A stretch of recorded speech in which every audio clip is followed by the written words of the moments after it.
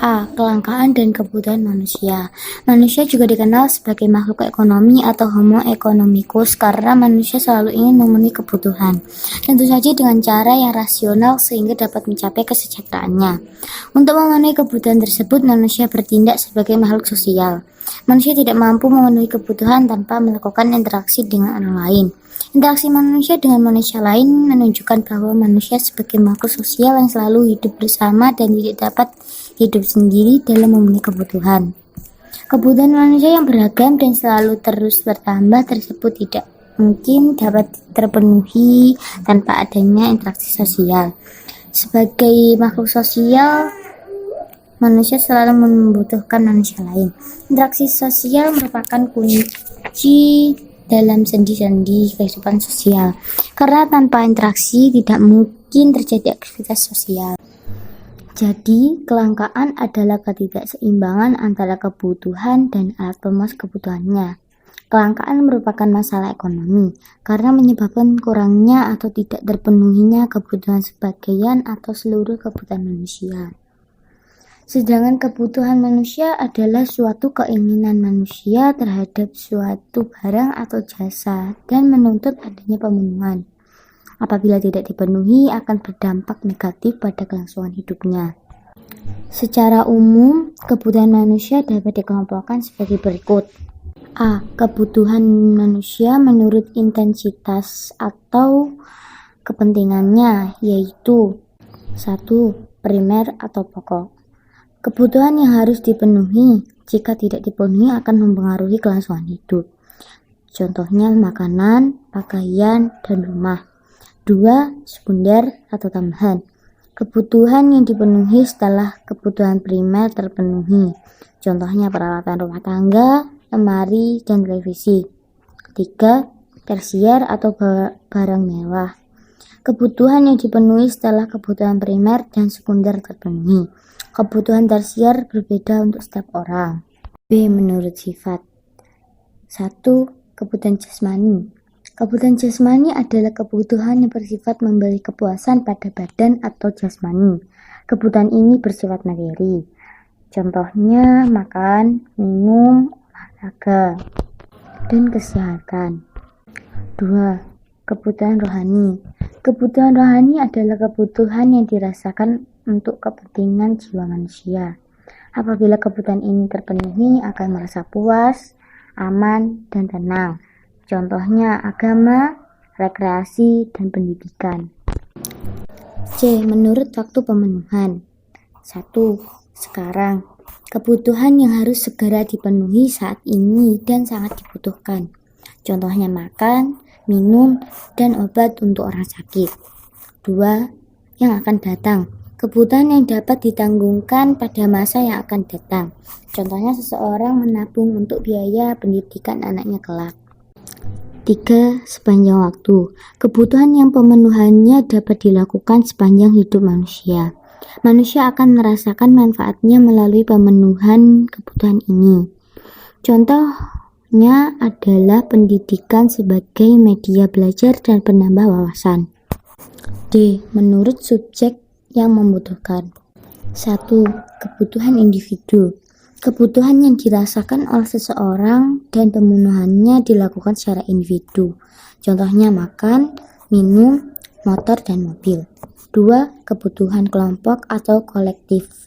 Kebutuhan yang dirasakan oleh sekelompok orang dan pemenuhannya dilakukan secara bersama-sama. Contohnya jembatan, sekolah, pasar, dan lapangan. Faktor-faktor yang mempengaruhi kebutuhan adalah jenis kelamin, pendidikan, lingkungan tempat tinggal, kemajuan iptek, pendapatan, status sosial, dan perbedaan selera. E. Menurut kelangkaan atau cara memperolehnya. 1. Barang ekonomis. Barang ekonomis adalah semua barang yang keberadaannya terbatas, sehingga untuk memperolehnya perlu pengorbanan baik material maupun fisik. Contohnya sepatu dan air kemasan sebagai barang yang siap dikonsumsi. 2. Barang bebas. Barang bebas adalah barang yang jumlahnya banyak sehingga untuk memperolehnya tidak perlu pengorbanan. Contohnya sinar matahari, udara, dan air. F. Menurut hubungan dengan barang lain. 1. Barang substitusi. Barang yang dapat digantikan barang lain dengan syarat kegunaannya sama. Contohnya gula merah bisa diganti dengan gula putih. 2. Barang komplementer. Barang yang penggunaannya dapat melengkapi barang lain. Contohnya motor tidak akan jalan jika tidak ada bensin. G. Menurut tujuan penggunaannya. 1. Barang produksi atau modal. Barang yang dapat menghasilkan barang lain. Contohnya lahan, mesin, dan gedung. 2. Barang konsumsi. Barang yang dapat digunakan secara langsung atau barang hasil produksi. Contohnya alat tulis, buku, meja, dan kursi. H. Menurut proses pembuatan. 1. Barang mentah. Barang yang harus diproduksi terlebih dahulu. Contohnya padi, kayu, dan plastik. 2. Barang setengah jadi. Barang yang masih dalam proses produksi. Contohnya benang sebelum dibuat kain. 3. Barang jadi. Barang yang dapat langsung digunakan untuk memenuhi kebutuhan. Contohnya nasi, baju, dan sandal. 3.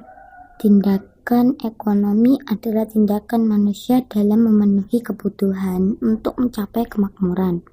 Tindakan ekonomi manusia tersebut didorong oleh motif ekonomi. Motif ekonomi adalah alasan atau keinginan yang mendorong manusia untuk melakukan kegiatan ekonomi. Macam-macam motif ekonomi yaitu motif memenuhi kebutuhan, berbuat sosial, memperoleh penghargaan, dan mendapatkan kekuasaan. Tindakan ekonomi yang didorong oleh motif ekonomi harus berdoman pada prinsip ekonomi. Prinsip ekonomi adalah usaha untuk mendapatkan hasil tertentu dengan pengorbanan sekecil mungkin. Produksi adalah kegiatan menghasilkan barang atau jasa. Kegiatan menambah kegunaan barang atau jasa. Tujuan produksi untuk menghasilkan barang atau jasa, memperoleh keuntungan, dan memenuhi kebutuhan konsumen. Faktor-faktor produksi. 1. Alam. Bahan baku yang disediakan oleh alam, contohnya tanah, hutan, hasil tambang, air, dan lain-lainnya. 2. Tenaga kerja. Sumber daya manusia ada 3 macam, yaitu tenaga terdidik, terlatih, dan tidak punya keterampilan. 3. Modal. Segala hasil produksi yang dibuat manusia dengan tujuan menghasilkan barang atau jasa lain. 4. Kewirausahaan. Kemampuan seseorang atau beberapa orang untuk menyatukan faktor produksi untuk menghasilkan barang tertentu. Distribusi adalah kegiatan menyalurkan barang dari produsen kepada konsumen. Sistem distribusi adalah secara langsung, semi langsung, dan tidak langsung. Tujuan distribusi. 1. Menyalurkan barang dari produsen ke konsumen. 2. Hasil produksi lebih berguna bagi masyarakat. 3. Kebutuhan masyarakat terpenuhi. 4. Kontinuitas produksi terjamin.